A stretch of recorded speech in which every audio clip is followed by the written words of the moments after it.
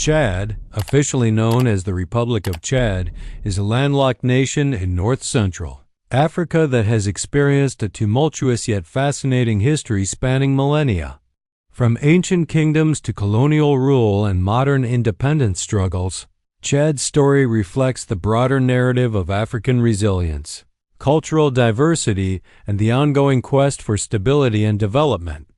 The territory now known as Chad has been inhabited for thousands of years, with archaeological evidence suggesting human presence dating back to at least 7,000 years ago. The region's history is deeply intertwined with the broader Sahel and Sudanic zones of Africa, serving as a crucial crossroads between North Africa, West Africa, and the Nile Valley. The most significant early political entity was the Kanem Empire, which emerged around the 9th century CE. Founded by the Zagua people, Kanem became one of the longest-lasting empires in African history. The empire's power was built on control of trans-Saharan trade routes, particularly the trade in salt, gold, slaves, and horses. The rulers of Kanem converted to Islam in the 11th century, making it one of the first sub-Saharan African states to embrace the religion. By the 14th century, pressure from the Bolola people forced the Kanem rulers to relocate westward, establishing the Bornu Empire in what is now northeastern Nigeria. However, they maintained significant influence in the Chad Basin, and the combined Kanem-Bornu Empire continued to dominate the region for centuries. Other important kingdoms included the Wadai Sultanate in the east, which emerged in the 16th century and became a major power in its own right, controlling trade routes and engaging in frequent conflicts with neighboring states. The Bagirmi Kingdom, established in the 16th century in the south-central region, also played a crucial role in the area's political landscape. Pre-colonial Chad was characterized by diverse ethnic groups, languages, and economic systems. The northern regions were dominated by Arab and Arabized populations engaged in pastoralism and long-distance trade. The central areas were home to sedentary agricultural communities, while the south featured various ethnic groups practicing farming and limited livestock keeping. The economy was largely based on agriculture, livestock herding, fishing along Lake Chad, and trans-Saharan trade.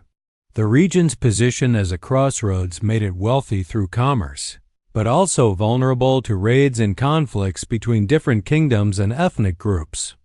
The French began their penetration of Chad in the late 19th century as part of their broader colonial expansion in West and Central Africa. The conquest was neither swift nor easy, facing determined resistance from local rulers and populations. The most famous resistance came from Rabi az-Zubair, a Sudanese warlord who had established control over much of the Chad Basin in the 1890s. Rabi's forces, armed with modern weapons and employing effective military tactics, posed a significant challenge to French expansion. The decisive battle came at Kuseri in 1900, where Rabi was killed and his forces defeated, effectively ending organized resistance to French rule. However, pacification of the territory continued for several more years, with various local leaders mounting sporadic resistance. The French gradually established control through a combination of military force, diplomatic alliances with cooperative local leaders, and the establishment of administrative posts. Chad became part of French Equatorial Africa, IEF, in 1910, administered from Brazzaville in present-day Republic of the Congo.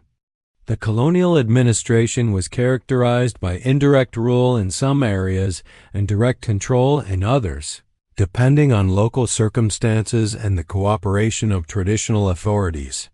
The colonial economy was extractive and exploitative, focused on producing raw materials for export to France. Cotton became the primary cash crop, with French companies establishing plantations and forcing local farmers to grow cotton instead of food crops. This policy often led to food shortages and famines. The colonial period also saw the introduction of forced labor, taxation in French currency, and the suppression of traditional political and social structures. Infrastructure development was minimal and concentrated in areas of economic interest to the French, leaving vast regions with little to no modern amenities.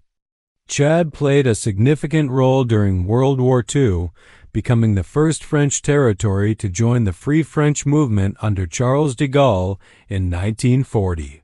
Félix Ébou, the colonial governor, declared Chad's allegiance to Free France, making it a crucial base for Allied operations in Africa. The war brought some changes to Chad, including increased political awareness among educated Chadians and exposure to ideas about self-determination. However, the immediate post-war period saw France attempting to maintain tight control over its African colonies through reforms that offered limited autonomy while preserving French dominance. The 1950s witnessed the emergence of political parties and growing demands for independence. The Chadian Progressive Party, PPT, led by Gabriel Lisset and later Francois Tombalbaye, became the dominant political force advocating for independence while maintaining ties with France.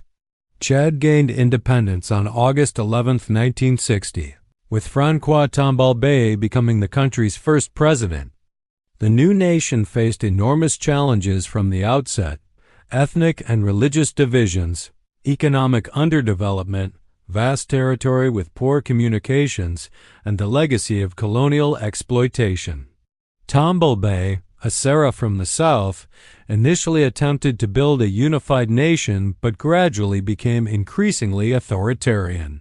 His policies favored the Christian and animist South over the Muslim North, creating resentment among northern populations.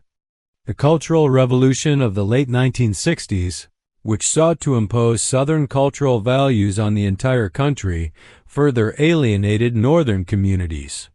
Economic policies during this period focused on cotton production and attempts at industrialization, but with limited success. The country remained heavily dependent on French aid and technical assistance, while most of the population lived in poverty. By the mid-1960s, armed rebellion had broken out in the north and east, led by the National Liberation Front of Chad, Fralinet, founded in 1966. The rebels, primarily Muslims from marginalized northern communities, launched guerrilla warfare against the government.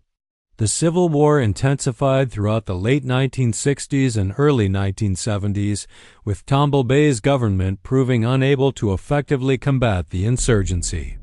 France provided military support to prop up Tombalbaye's regime, but the conflict continued to spread. In 1975, Tombalbaye was killed in a military coup led by General Félix Malum. However, this did not end the civil war, as various factions continued fighting for control of the country.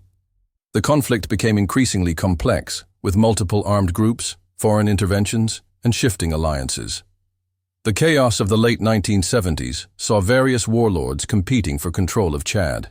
Among them was Hissène Habré, a northern rebel leader who had been both an ally and enemy of different factions at various times. In 1982, Habré's forces, backed by the United States and France, who saw him as a bulwark against Libyan expansion, captured N'Djamena and established control over much of the country. Habré's rule, 1982-1990, was characterized by extreme authoritarianism, systematic human rights abuses, and ongoing conflict with Libya-backed opposition forces. The war with Libya-backed rebels continued throughout the 1980s, with the conflict extending into the disputed Aouzou Strip in northern Chad. French military intervention in 1986, Operation Épervier, helped Habré's forces repel Libyan-backed attacks and maintain control of most of the country.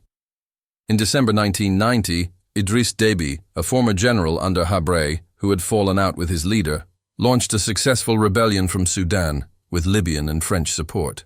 Déby overthrew Habré and established himself as president, promising democratization and national reconciliation. Déby's early years in power saw some positive developments, including the introduction of a multi-party constitution in 1996 and regular elections, though their fairness was often questioned. However, Chad continued to face significant challenges: ongoing rebel movements, ethnic tensions, economic difficulties, and interference from neighboring countries. The discovery and development of oil reserves in the late 1990s and early 2000s promised to transform Chad's economy. The Chad-Cameroon Petroleum Development Project, involving a pipeline to transport oil from Chad's Doba Basin to Cameroon's coast, began operations in 2003. However, oil revenues often fueled corruption and failed to significantly improve living conditions for most Chadians. Chad's strategic location made it a key player in various regional conflicts. The country served as a base for operations against Libyan leader Muammar Gaddafi, and later became involved in conflicts in Central African Republic and Sudan. The Darfur crisis in neighboring Sudan, beginning in 2003, had particularly severe implications for Chad. Hundreds of thousands of Sudanese refugees fled to eastern Chad, straining the country's limited resources. Moreover, the conflict spilled over into Chad, with Sudanese government-backed militias attacking Chadian villages and rebel groups using Chad as a base for operations against Sudan.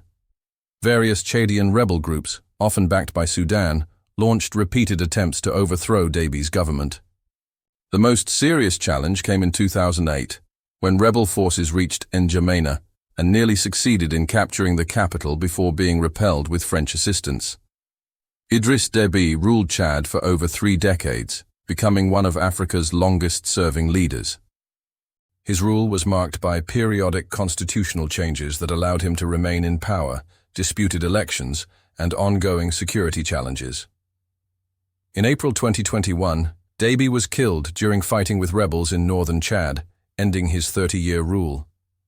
His death triggered a political crisis, with the military establishing a transitional military council, TMC, led by Déby's son, Mahamat Idriss Déby, promising an 18-month transition to civilian rule.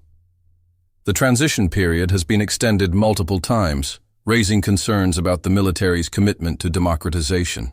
Chad continues to face numerous challenges including poverty, food insecurity, climate change effects on Lake Chad, terrorist threats from groups like Boko Haram, and the need for genuine democratic governance. Throughout its history, Chad has struggled with economic development. Despite oil revenues, the country remains one of the world's least developed, with high rates of poverty, limited infrastructure, and dependence on subsistence agriculture and livestock herding. Social indicators remain poor, with low literacy rates, limited access to healthcare, and significant gender inequality.